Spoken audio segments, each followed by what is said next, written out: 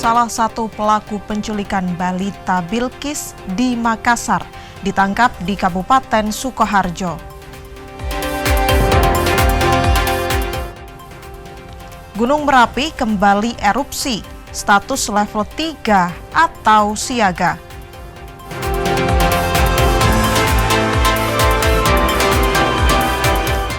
Program MBG bantu pedagang buah raup untung.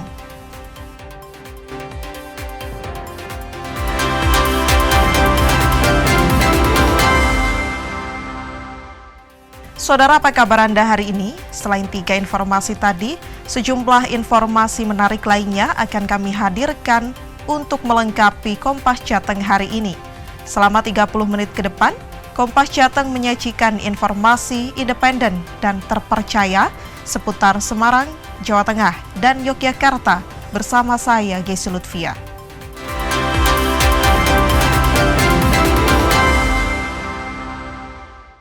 Mengawali Kompas Jateng pagi di saudara, salah satu pelaku penculikan anak di Makassar bernama Bilqis yang berperan menjual korban ke pihak ketiga. Berdasarkan pengembangan kasus, polisi membekuk pelaku berinisial NH di Kabupaten Sukoharjo, Jawa Tengah pada 6 November 2025. Saat digerebek di rumahnya di perumahan Wisma Amarta, Desa Kepuh, Kecamatan Nguter, Kabupaten Sukoharjo, Jawa Tengah, pelaku NH sempat berkelit dan membantah tudingan polisi. Polisi langsung membawa NH ke Makassar untuk diperiksa intensif. Ini awal kami ditelepon oleh Kasat Reskrim Polres Tabes Makassar, intinya ingin di backup terkait ungkap kasus penculikan anak. Kemudian dari dasar itu kami perintahkan tim respon kami untuk backup penuh tim dari Polres Tabes Makassar. Hingga akhirnya dapat diamankan seorang perempuan berinisial NH itu yang diduga terlibat dalam penculikan. Dia itu perannya itu setelah pelaku penculikan itu dapat korban, terus diserahkan ke NH ini. NH juga diberikan kepada online atau dijual. Ya. Sementara itu, Ketua RT 4 RW 3 Desa Kepuh, Sukino Harsomartono membenarkan bahwa ada petugas kepolisian mendatangi rumah pelaku. Di lingkungan perumahan, pelaku NH dikenal pendiam dan jarang bersosialisasi.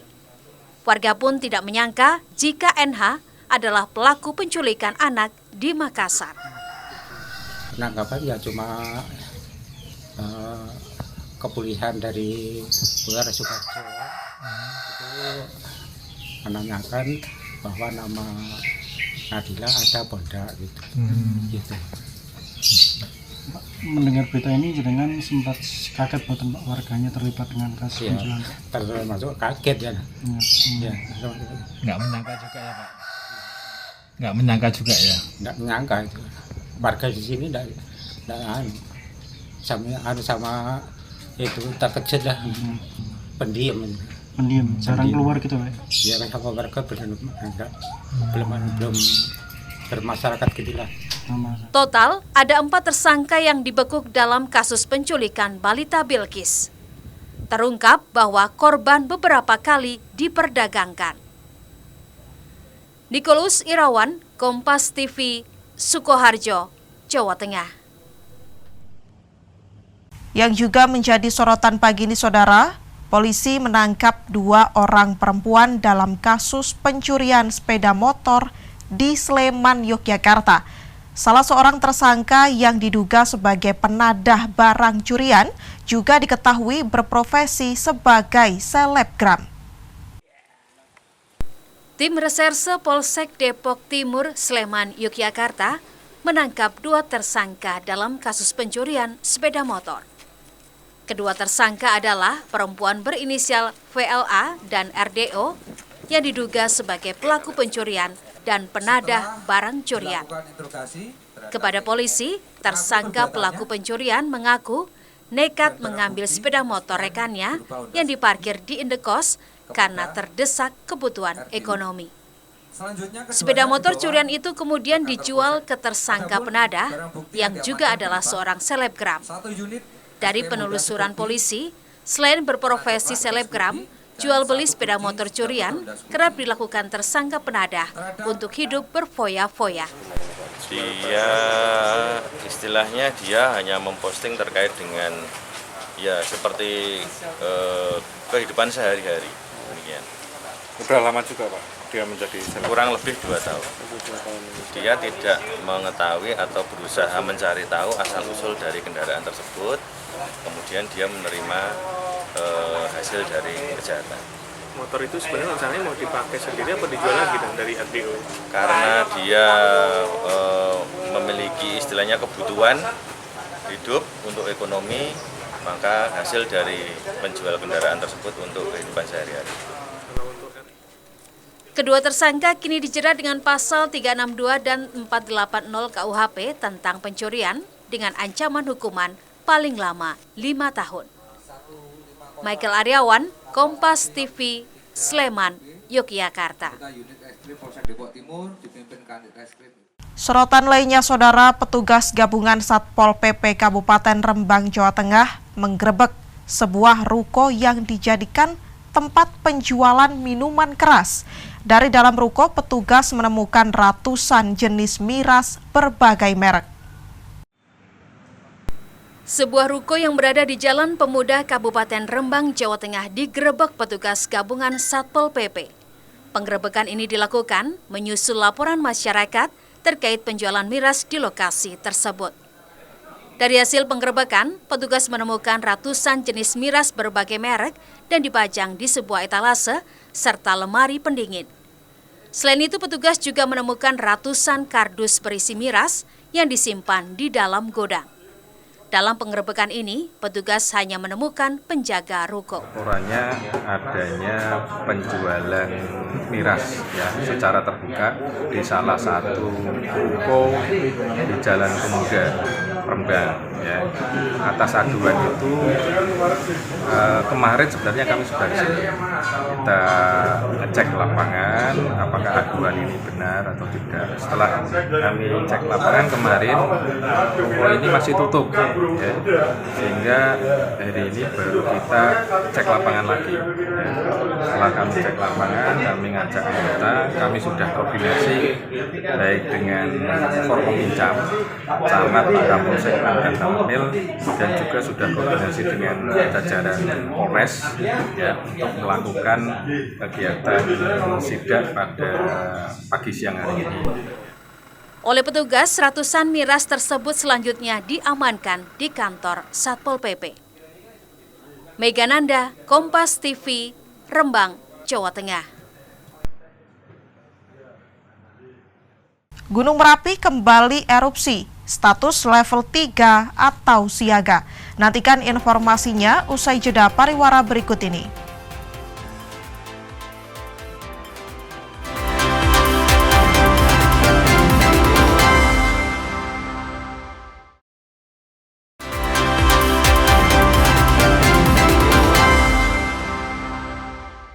Masih di Kompas Jateng bersama saya, Gesi Lutfia. Gunung Merapi di perbatasan Jawa Tengah dan Yogyakarta kembali erupsi. Pihak BPPTKG Yogyakarta menyatakan intensitas erupsi meningkat dalam beberapa hari terakhir akibat hujan yang memicu longsornya kubah lava Merapi. Erupsi Gunung Merapi disertai awan panas guguran kembali terjadi pada Rabu pagi. Berdasarkan catatan petugas pos pengamatan Gunung Merapi, erupsi kali ini disertai luncuran awan panas sejauh 1.700 meter ke arah hulu Sungai Kerasak di sisi barat daya. Sebelumnya, rentetan erupsi Gunung Merapi juga terjadi dalam beberapa hari terakhir dengan jarak luncur awan panas terjauh mencapai jarak 2.000 meter. Pihak Balai Penyelidikan dan Pengembangan Teknologi Kebencanaan Geologi atau BPPTKG Yogyakarta menyatakan intensitas erupsi Merapi terpantau meningkat dalam beberapa hari terakhir. Tingginya curah hujan di kawasan puncak Gunung Merapi menyebabkan kubah lava longsor dan menimbulkan erupsi disertai luncuran awan panas.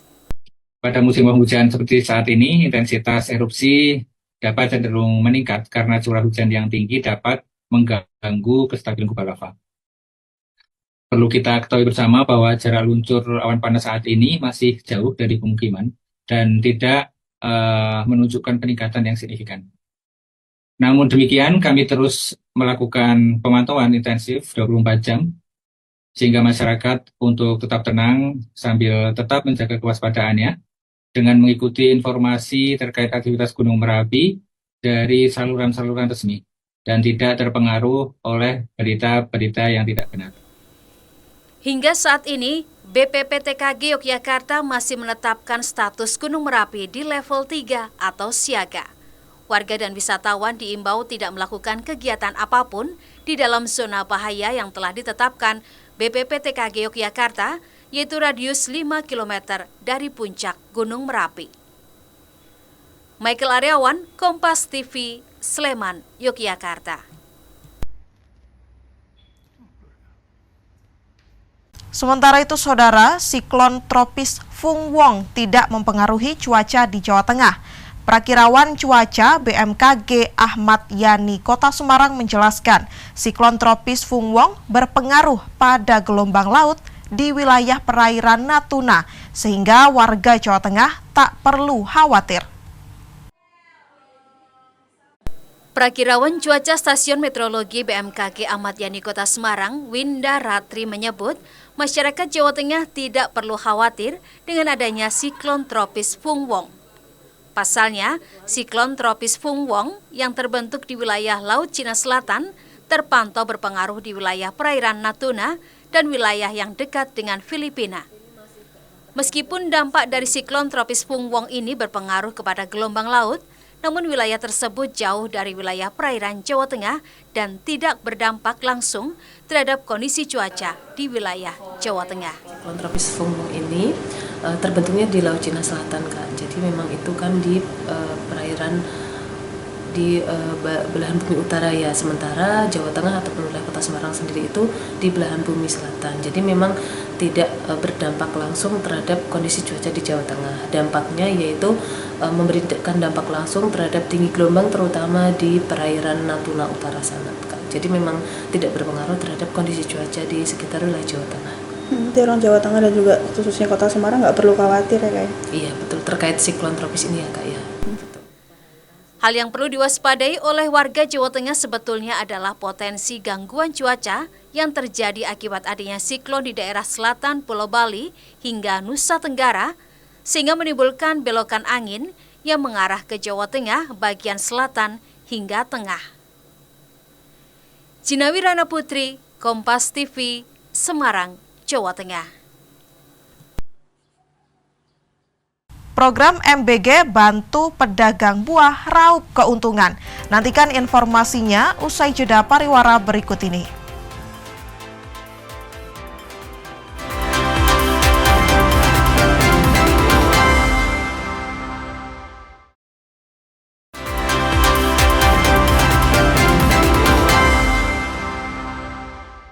Terima kasih Anda masih di Kompas Jateng bersama saya, Kesi Lutfia. Komoditas bawang merah mengalami kenaikan harga secara bertahap di pasaran. Kenaikan harga disebabkan musim hujan yang juga menyebabkan penjemuran bawang memerlukan waktu lebih lama dan penundaan panen, sehingga pasokan di pasaran pun berkurang. Harga bawang merah di Pasar Johar Kota Semarang terpantau menyentuh angka Rp40.000 per kilogram, dipicu musim hujan yang mengganggu distribusi. Terhitung, sudah 3 minggu harga bawang merah naik secara bertahap. Pedagang menyebut, harga bawang merah yang semula Rp38.000 naik menjadi Rp40.000 per kilogram. Sementara harga bawang putih juga turut naik dari semula Rp33.000 per kilogram, naik Rp35.000 per kilogram. Minimnya pasokan akibat terganggunya distribusi selama musim hujan membuat pedagang kesulitan memenuhi kebutuhan pasar, terutama untuk komoditas yang rentan rusak, seperti bawang. Bawang merah 40, Bawang putih 35. Dari harga berapa Pak bawang merah sama bawang putih? Pokoknya. Iya, tadinya dari harga berapa ke harga berapa? Ya itu 38 sama 33. Jualnya 35 sama 40. 35 yang bawang merah apa bawang putih? Bawang putih. Yang bawang merah 40. 40.000. Itu naiknya harganya dari kapan, Pak? Sudah hujan-hujanan tadi, hujan-hujanan itu naik. Tapi kalau bawang merah itu yang naik agak banyak sih, Mbak. Dari harga berapa, Mbak? Bawang Biasanya putih sekitar 30, 32 sampai sekarang sampai 38. Itu bawang apa? Bawang merah. Kalau bawang putih biasanya 29, sekarang jadi 30. Tidak begitu naik sih kalau bawang putih. Ini sejak kapan, Mbak, kenaikan harganya? Sudah hampir 3 mingguan, Mbak. Selama musim hujan? Iya. Nah, terus kalau kualitasnya sendiri gimana, Mbak? Kualitasnya untuk bawang putih bagus sih, tapi kalau bawang merah itu cenderung nggak awet, soalnya itu kena hujan ya, Mbak. Tuh, panennya juga susah. Jadi bisa naik terus ini, Mbak, kalau hujan terus. Untuk mensiasati naiknya harga bawang, pembeli pun terpaksa mengurangi jumlah pembelian bumbu dapur basah dan memilih membeli bumbu instan. Apalagi, Bu, yang kerasa mahal? Tuh brambang. Itu berapa, Bu, biasanya, Bu, dengan beli? Biasanya aku beli yang 30, sekarang 38, 40. Dan kebanyakan ibu-ibu terus pakai itu yang instan tuh yang udah jadi, umpamanya kayak bumbu sambal goreng, beli yang jadi aja, bumbu itu mahal. Sementara untuk harga cabai terpantau masih stabil, yaitu harga cabai rawit merah di kisaran Rp25.000 per kilogram. Gina Wirana Putri, Kompas TV, Semarang, Jawa Tengah. Sementara itu, Saudara, di pasar tradisional Kota Semarang, Jawa Tengah, harga kacang-kacangan mengalami kenaikan harga imbas dari kebijakan impor dari pemerintah hingga gagal panen. Di Pasar Johar Kota Semarang, harga kacang tanah mencapai Rp31.000 dari harga sebelumnya Rp22.000 per kilogram. Kenaikan harga kacang tanah terjadi secara perlahan selama kurun waktu 1 bulan. Selain kacang tanah, kenaikan harga juga terjadi pada kacang hijau dan kacang kedelai. Kacang hijau yang semula harganya Rp20.000 saat ini menjadi Rp27.000 per kilogram. Sementara kacang kedelai dari harga Rp22.000 naik menjadi Rp30.000 per kilogram. Kalau untuk kacang-kacangan ini bulan ini seperti apa, Mbak, harganya? Kacang untuk bulan ini naiknya terlalu pesat, Mbak. Biasanya dari harga 22, 25 sekarang jadi 31.000. 31.000. Selain kacang ada lagi nggak, Mbak? Kacang hijau, Mbak. Berapa? Biasanya 20, sekarang 27.000. 27.000. Kalau kedelai? Kedelai naik juga sih, Mbak. Biasanya 22, sekarang jadi 30.000, Mbak. Itu sejak kapan itu, Mbak, naikannya? Bulan-bulan ini, Mbak. Sebulanan, udah sebulanan juga. Naiknya perlahan, 1.000 gitu. Kalau dari sepengetahuan jenengan ini naiknya kenapa ya, Mbak? Kalau untuk kacang tanah itu karena kebijakan impor. Karena bosnya bilang itu impornya agak dipersulit dari pemerintah, Mbak. Jadinya masuknya susah, izinnya susah masuk ke Indonesia. Meski harga kacang-kacangan naiknya perlahan, namun dikeluhkan oleh pembeli. Seperti kacang kedelai, sejak harganya naik, penjualannya susah laku, sehingga mengurangi jumlah pembelian menjadi solusi paling tepat. Tadi beli apa, kedelai? Ya. Bu, harga kedelai gimana, Ibu? Sangat mahal, banyak kenaikan. Biasanya Ibu beli kedelai berapa? Biasanya 20, 22, tapi sekarang sampai 30, sampai ini agak menurun sedikit ya, 28. Bu, tanggapannya Ibu semenjak harga kedelai mahal itu gimana? Ya, pembelinya menurun, belinya sedikit-sedikit. Biasanya jenengan beli berapa banyak? 3 kilo. Terus sekarang jadi beli berapa? 1 kilo. 1 kilo, karena harganya mahal ya, Bu, ya? Habisnya pun agak lama. Sejak harga kacang-kacangan naik, pedagang tidak berani menyimpan persediaan banyak di warung karena penjualan menurun. Selain itu, pasokan yang terbatas juga menyebabkan pedagang kesulitan untuk menstok komoditas kacang-kacangan. Zina Wirana Putri, Kompas TV, Semarang, Jawa Tengah. Informasi lainnya, Saudara, program makan bergizi gratis memberikan dampak positif bagi pedagang buah di Pasar Buah Kabupaten Pemalang, Jawa Tengah. Selama 2 bulan terakhir, omset penjualan mereka meningkat hingga 50%. Di Pasar Buah Kabupaten Pemalang, pedagang buah mengaku penjualannya mengalami lonjakan selama 2 bulan terakhir. Beragam jenis buah seperti jeruk, pir, anggur, kelengkeng, hingga semangka menjadi komoditas yang paling sering dipasok untuk kebutuhan Satuan Petugas Pemenuhan Gizi atau SPPG. Salah satu pedagang, Budi, mengatakan penjualan buah impor meningkat seiring berjalannya program MBG. Permintaan terbanyak datang untuk kelengkeng, anggur, dan pir. Pedagang buah mengaku kewalahan melayani permintaan untuk kebutuhan program makan bergizi gratis. Dalam sehari, 1 ton hingga 3 ton, bahkan 5 ton buah impor maupun lokal bisa disalurkan untuk kebutuhan SPPG. Semenjak ada MBG, alhamdulillah penjualan tambah rame. Berapa persen, Pak, kenaikan? Ya, hampir 50%. 50%. Apa aja biasanya yang paling dicari itu, Pak? Kalau untuk MBG kebanyakan kan ini buah impor, jadi masuknya itu kelengkeng, anggur, sama buah pir. Nah, ini kan buah impor. Kewalahan nggak, Pak, untuk mendapatkan suplai terus melayani permintaan gitu, Pak?